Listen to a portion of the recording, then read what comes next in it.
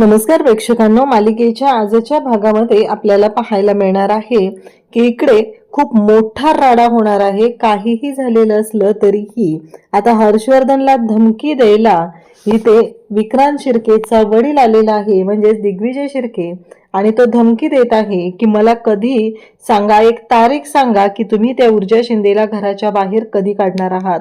त्याचबरोबर दोन्ही मुलांची लग्न कधी लावणार आहात या गोष्टी मला सांगा. हे सगळं जेव्हा घडत असतं तेव्हा मात्र इकडे आता धक्का बसलेला आहे, तो म्हणजे हर्षवर्धनला. त्याचबरोबर ऊर्जा आणि शौर्य एकत्र तर आलेले आहेत, पण आता शौर्यने पुन्हा एकदा आता माती खाल्लेली आहे. त्याला अर्पिताचा फोन आलेला असतो. ऊर्जा आणि शौर्य चहाच्या टपरीवरती बसलेले असतात. तिथं रुपेश सुद्धा त्यांच्या सोबत असतो आणि शौर्यला अर्पिताचा कॉल येतो आणि तो म्हणतो, 1 मिनिट, हा क्लायंटचा कॉल आलाय. आणि असं म्हणत तो तिथून उठत असतो आणि बोलताना मात्र बोलतो की हा बोल अर्पिता. आता ऊर्जा काय वेडी आहे का? तिला एवढं कळणार नाहीये का हा कोणाशी बोलतोय आणि काय बोलतोय? ऊर्जाच्या सगळं लक्षात आलेलं असतं आणि ऊर्जा मात्र त्याच्याकडे जायला लागते. आणि त्याच वेळेस या सगळ्या गोष्टी आता ऊर्जाने ऐकलेल्या आहेत आणि शौर्यला मात्र धक्का बसलेला आहे. शौर्याची वाट लागलेली आहे, कारण तो ऊर्जाशी खोटं बोललेला आहे. आता ऊर्जाला काय एक्सप्लेन करणार आणि कशा पद्धतीने पटवून देणार हे मात्र पाहण्यासारखं असणार आहे. कारण काही झालं तरी ऊर्जा एवढं सहजासहजी आता त्याच्यावरती विश्वास ठेवणार नाही, कारण जे काय घडलेलं आहे ते खूपच भयानक असं आहे आणि इकडे ह्या गोष्टी करायला नको होत्या असं शौर्यला वाटत आहे. तर हे सगळं कशा पद्धतीने होणार आहे ते आपण डिटेलमध्ये पाहणार आहोत. त्यासाठी हा व्हिडिओ शेवटपर्यंत पहा. त्याचबरोबर चॅनलवरती नवीन असाल तर चॅनलला नक्की सबस्क्राईब करा. इकडे आपल्याला पाहायला मिळतं की पद्माची अवस्था खूपच वाईट झालेली असते. पद्माला कळतच नसतं आणि तिला खूप भीती वाटत असते. सारखं तिच्या मनात एक भीतीचं वातावरण आहे. तिला कळत नाहीये की आपण कशा पद्धतीने ह्या गोष्टी रिॲक्ट करतोय. कुठल्याच गोष्टीचा अंदाज येत नसतो आणि ती मात्र घाबरलेली असते. ती म्हणत असते की पुन्हा माझ्या आयुष्यात असंच होणार आहे का? पुन्हा या सगळ्या गोष्टींचा त्रास मला सहन करावा लागणार आहे का? कारण ती माणसं परत येऊन मला त्रास देतील का? हे सगळं तिच्या डोक्यात चालू असतं. तेव्हा पूर्वा तिला समजवत असते. पूर्वा तिला सांगत असते की हे बघ, असं काहीही होणार नाही. तू चुकीचा अर्थ काढू नकोस. या गोष्टी होणार नाहीयेत आणि तुला कोणीही त्रास देणार नाही. आता मात्र ऊर्जा ज्या पद्धतीने बोलत असते आणि मग ऊर्जाने आता फोन केलेला आहे पूर्वाला आणि पूर्वाला ती विचारते, पद्मा कशी आहे? तेव्हा पूर्वा म्हणते, बरं झालंस ऊर्जा तुझा फोन आला, कारण ही पद्मा ना ऐकायलाच तयार नाहीये. किती वेळ झालं जेवणाचं ताट घेऊन बसलीये पण जेवायला तयार नाहीये. असं जेव्हा पूर्वा सांगत असते तेव्हा मात्र ऊर्जाला काळजी वाटायला लागते. ऊर्जा म्हणते, असं कसं चालेल करून? आणि मग ती समजवायला सुरुवात करते. ती पद्माला म्हणत असते, पद्मा तुला कोणालाही घाबरण्याची गरज नाही, कारण आता पूर्वाने तिला सांगितलेलं असतं, तूच बघ आता ही ऐकायलाच तयार नाहीये. हिचं जे काही चाललेलं आहे ना ते कळतच नाहीये. कितीही तिला समजवलं तरी तिला ऐकायचंच नाहीये असं सांगितलं जात असतं. तेव्हा पद्मा रडत असते. ऊर्जा म्हणत असते, अगं घाबरण्याची अजिबातच गरज नाहीये. रडतेस कशाला? कोणी तुला काही करणार नाहीये. आता तुझ्या आयुष्यात कोणीही डवळाडवळ करणार नाहीये असं म्हणत ती तिला समजावून सांगत असते. आणि मग इकडे पद्मा म्हणत असते, खरंच ऊर्जाताई, तू आणि काकू नसता तर माझं काय झालं असतं ग? मी कशी राहिली असते, कशी जगली असते? आणि खरंच पूर्वा स्वतःच्या पोटच्या मुलीप्रमाणे पद्माची काळजी घेत असते. पद्माला काय हवं नको ते पाहत आहे. त्यापेक्षाही आत्ता पद्माला ज्या मानसिक आधाराची गरज आहे तो मानसिक आधार पूर्वा तिला देते. त्यामुळं तर पद्मा खंबीरपणे उभी राहते आणि कितीही झालं तरी ऊर्जाची साथ तेवढी आहे. ऊर्जा सुद्धा धीराने प्रत्येक गोष्टी बरोबर सामोरं जात आहे. ह्या सगळ्या गोष्टी सुद्धा कुठंतरी येत आहेत आणि त्यामुळं तर ऊर्जाने जी ताकद दिलेली आहे त्यामुळेच पद्मा आज खंबीरपणे उभी आहे. आणि ऊर्जा तिला समजून सांगत असते, काळजी करू नकोस. तेव्हा आई तिला विचारते, अगं ऊर्जा, तिकडं सगळं ठीक आहे ना? म्हणजे तिथं काय झालं किंवा काय, मला पद्माने सगळं डिटेलमध्ये सांगितलेलं आहे. तू काळजी करू नकोस ना, म्हणजे काळजी घ्या स्वतःची. तेव्हा ऊर्जा म्हणते, आई काही प्रॉब्लेम नाहीये, इथं सगळं ठीक आहे, सगळ्या गोष्टी नीट आहेत, अजिबात विचार करायची गरज नाही असं बोलणं सुरू झालेलं असतं. आणि त्याच वेळेस पाहायला मिळतं ते म्हणजे काहीही असलं तरीही काही महत्त्वाच्या गोष्टी ज्या असतात त्या मात्र थोड्या विचित्र पद्धतीने घडत असतात आणि ह्या ऊर्जाला सुद्धा माहिती आहेत. कारण सगळ्याच गोष्टी जर आपण अशा पद्धतीने सांगितल्या तर खूप अवघड होईल ह्या गोष्टीची भीती कुठेतरी असते. आणि त्यामुळंच आता सध्या तरी ऊर्जा ज्या पद्धतीने हे सगळं हँडल करत असते ते मात्र पाहण्यासारखं आहे. त्यानंतर आता पद्माला पूर्वा समजून सांगू लागते की हे बघ बाळा, काळजी करू नको, सगळं व्यवस्थित होणार आहे आणि तुला अजिबात घाबरण्याची गरज नाही आणि कोणीही काहीच वाकडं करू शकत नाही असं म्हणत तिला एक आधार दिलेला असतो, तिला समजून सांगितलेलं असतं. त्याचबरोबर पाहायला मिळतं ते म्हणजे ती म्हणत असते, पण काकू हे सगळं काय आहे, तुम्ही नसता तर काय झालं असतं माझं, मी काय केलं असतं, मी कशी राहिली असते, मी कशी जगली असते असं म्हणत आता खरं तर त्या दोघीही ज्या पद्धतीने एकमेकींशी बोलत आहेत, एकमेकींना धीर देत आहेत. तर इकडे पूर्वा म्हणते की काळजी करू नकोस, मी आहे ना तुझ्यासोबत, आता तुला कोणीही त्रास देणार नाही. तुझ्या ऊर्जाताईने पण सांगितलंय ना, घाबरण्याची गरज नाहीये, मग अजिबात घाबरायचं नाही असं सांगितलं जात असतं. बिचारीच्या डोळ्यात पाणी आलेलं असतं, कारण आजचा जो प्रसंग होता तो खरंच वाईट होता. जर तिथे पद्माचं लग्न झालं असतं तर तिची अवस्था काय झाली असती, कारण या विक्रांत शिर्केने किती घाणेरडे प्लॅन केले होते हे आपल्याला माहिती आहे. तो कोणत्या पद्धतीने तिची फसवणूक करणार होता या सगळ्या गोष्टींची आपल्याला जाणीव आहे. तर इकडे मात्र आता पद्माला पूर्वा स्वतःच्या हातांनी खाऊ घालत असते. तिला म्हणत असते की हे घे असं म्हणत स्वतः घास भरवलेला आहे. तर इकडे आता न्यूजवरती ती बातमी वारंवार दाखवली जात असते. आमदार दिग्विजय शिर्के यांनी स्वतःच्या मुलाला वाचवण्यासाठी हा सगळा रचलेला सापळा होता. स्वतःच्या मुलाला वाचवण्यासाठी एका मुलीच्या आयुष्याशी ते खेळलेले आहेत. या सगळ्या गोष्टी त्यांनी अशा पद्धतीने केलेल्या आहेत आणि त्यांचा मुलगा बघा, पीडित जी पद्मा कदम आहे तिचा गळा दाबताना दिसत आहे अशा बातम्या दिल्या जात असतात आणि ओरडून ओरडून सांगितलं जात असतं. तेव्हा मात्र आता दिग्विजय शिर्के भयानक चिडलेला असतो. तो म्हणत असतो की हे सगळं तुझ्यामुळे झाले, हे सगळं करायची गरज काय होती, काय गरज होती त्या पद्माचा गळा पकडायला जायची. तेव्हा तो म्हणतो की काय बोलताय तुम्ही, कळतंय का तुम्हाला, असं आता तो दिग्विजय शिर्केला बोलत असतो. तेव्हा मात्र दिग्विजय शिर्केचं म्हणणं असतं की तू जे काही केलेलं आहे ते चुकीचंच केलेलं आहे. तुला असं वाटत आहे की तू जे वागलेलं आहे ते बरोबर आहे, पण तसं नाहीये. कारण आता माझ्या करिअरची तर वाट लागलेली आहे, आता तुझ्या करिअरची पण लागणार आहे. माझं करिअर कसं वाचवायचं ते मी बघेल, पण तुझं करिअर सुरू होण्याआधी उद्ध्वस्त होतंय याची मला काळजी वाटत आहे. तेव्हा विक्रांत चिडतो आणि विक्रांत म्हणतो, तुमच्या लक्षात येते का या सगळ्यामध्ये काय झालंय ते. तेव्हा इकडे दिग्विजय शिर्के म्हणतो काय झालंय म्हणजे. तेव्हा तो म्हणतो की बघा, लक्षात घ्या, हा सगळा प्लॅन कोणाचा होता, हर्षवर्धन जहागीरदारचा. हर्षवर्धन जहागीरदारने ठरवलं माझं आणि पद्माचं लग्न लावायचं.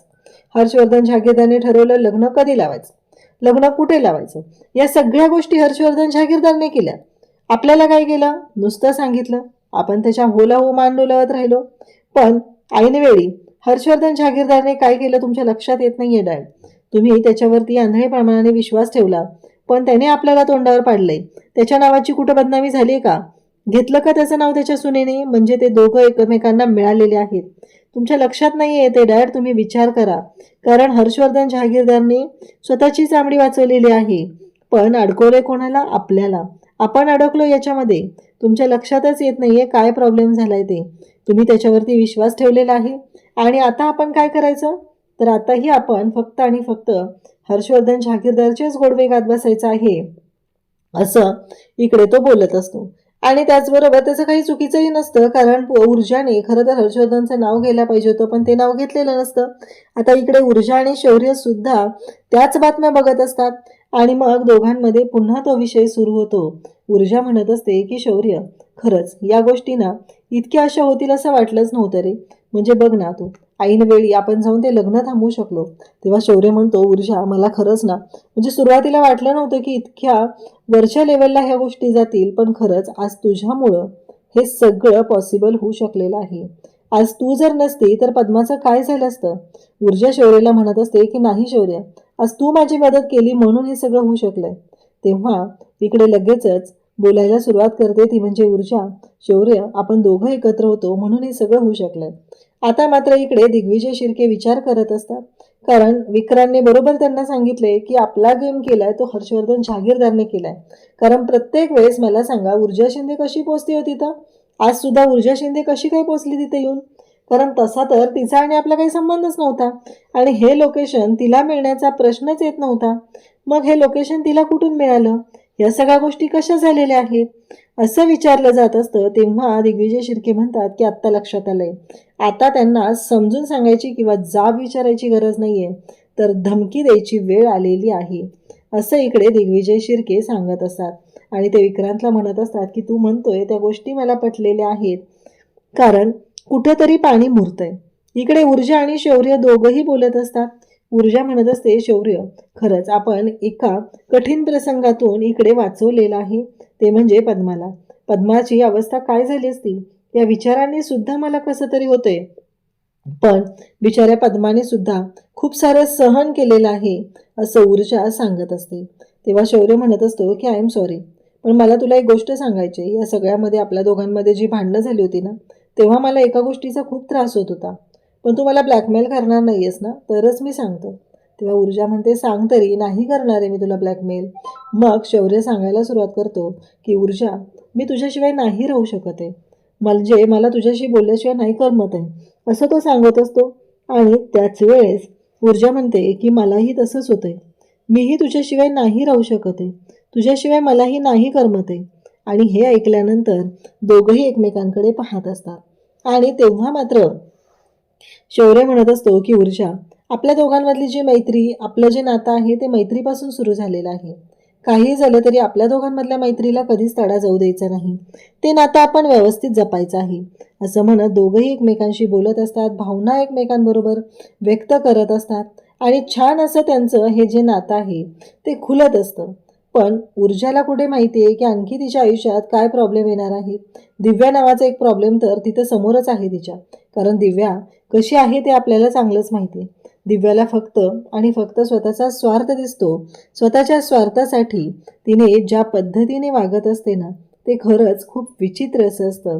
कारण दिव्याने आजपर्यंत कधीच विचारही केलेला नाही की तिच्यामुळं कोणाला काय त्रास होत असेल किंवा तिच्या वागण्यामुळं गोष्टी काय घडत आहेत, हा विचारसुद्धा तिने करत नाही. तिला फक्त तिचा स्वार्थ, तिला लागणारा पैसा, याच गोष्टी मॅटर करत असतात. इकडे ऊर्जा आणि शौर्य दोघंही एकमेकांशी खूप प्रेमाने बोलत आहे. त्या दोघांमधलंही भांडण मिटलेलं आहे. आणि ऊर्जाने सुद्धा ऐन वेळी जो स्टँड घेतला, हर्षवर्धनचं नाव घेतलं नाही, त्यामुळं शौर्याच्या मनात सुद्धा तिच्याबद्दलचं प्रेम वाढू लागलेलं आहे. आणि त्याचबरोबर ऊर्जाने जे दाखवून दिलं, ऊर्जाला पद्माला न्याय मिळवून द्यायचा होता, ती गोष्ट तर ऊर्जाने केलेलीच आहे.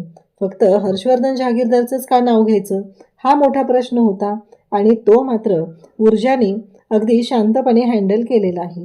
म्हणजे कळूही दिलेलं नाही की तिने कशा पद्धतीने ह्या सगळ्या गोष्टी केलेल्या असतात. तर इकडे शौर्य ऊर्जाला मिठीत घेतो. आता दिव्या झोपायचं नाटक करत असते, कारण तिला माहिती आहे जर का ऊर्जा आली तर आपली काही खैर नाही. तेवढ्यात ऊर्जा तिथे येते आणि दिव्याच्या अंगावरचं पांघरून ओढून काढते. तेव्हा दिव्या म्हणते, काय चाललंय, मला झोप लागली, मला झोपू दे ना. तेव्हा ऊर्जा म्हणते, हो मला माहिती आहे तुला किती झोप लागली आणि कधीपासून लागली. तुला काय वाटलं मला कळत नाहीये, तू मगापासून मला टाळतेस, माझ्याशी बोलणं थांबवतेय, या गोष्टी माझ्या लक्षात येत नाहीयेत.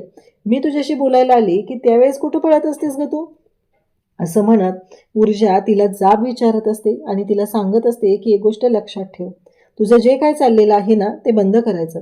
कारण तुझा काय संबंध होता त्या पद्माच्या लग्नामध्ये तिला घेऊन जाण्याचा, हे सगळं काय केलेलं आहेस तू, असं म्हणत ऊर्जाने तिचा हात पकडलेला असतो आणि तिला खेचलेलं असतं.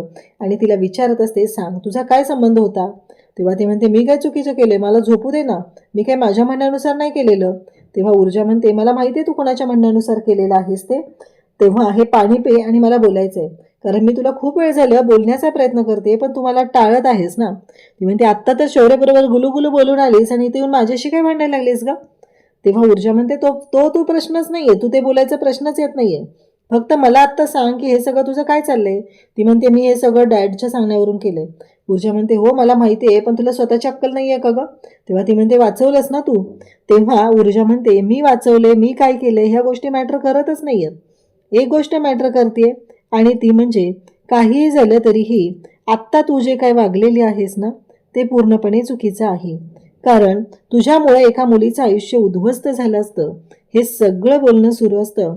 आणि तेव्हा मात्र इकडे इकडे दिव्या म्हणत असते, पण तू वाचवलेस ना तिचं आयुष्य, मग तिचं आयुष्य उद्ध्वस्त होण्याचा प्रश्नच येत नाहीये. त्यावरती ऊर्जा म्हणते, हो मी वाचवलंय तिचं आयुष्य, पण तुला वाटतं का तुझ्यामुळे जर तिच्या आयुष्याची काय नासाडी झाली असती, काय होऊ शकत होतं याचा अंदाज तरी आहे का तुला? त्यावरती मात्र दिव्याचं म्हणणं असतं की मला काय करायचंय, कारण मला माझ्यासाठी माझ्या गोष्टींचा विचार करायचा होता, कारण मला काय मिळणार आहे हे मी मॅटर करते, तू माझ्या भानगडीत पडायचं नाहीये. ऊर्जा म्हणते, तू लक्षात ठेव, तू माझ्या कोणत्याही भानगडीत पडायचं नाही इथून पुढे, एवढंच लक्षात ठेव. जर का तू माझ्या कोणत्या गोष्टीत नाक खुपसण्याचा विचार केलास तर गाठ माझ्याशी आहे हे लक्षात ठेवायचं. कारण काहीही झालं तरीही एक महत्त्वाची गोष्ट आहे, ती म्हणजे पद्मा ही माझी क्लायंट आहे आणि पद्माच्या बाबतीत जर काही केलंस तर ते सगळं मी कशा पद्धतीने हँडल करेल याचा विचारही तू करू शकत नाही, असं आता स्पष्टपणे इकडे ऊर्जाने तिला सांगितलेलं असतं. उद्याच्या भागात आपल्याला पाहायला मिळतं की शौर्य आणि ऊर्जा दोघंही कोर्टात आलेले असतात. त्यांच्यासोबत तिथे रुपेश सुद्धा असतो आणि शौर्याच्या फोनवरती अर्पिताचा फोन येतो. शौर्याच्या फोनवरती अर्पिताचा फोन आल्यानंतर इकडे शौर्य म्हणतो की एकच मिनिट, एका क्लायंटचा फोन आलेला आहे, असं इकडे शौर्य सांगतो.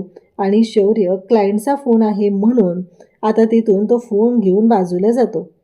पण बोलताना मात्र तो बोलतो की हां बोल अर्पिता, कारण त्याच्या फोनवरती जो फोन आलेला असतो तो अर्पिताचा आलेला असतो आणि ऊर्जा त्याच्या पाठीमागच उभी असते. त्याने ऊर्जाला कोणतीच गोष्ट सांगितलेली नसते.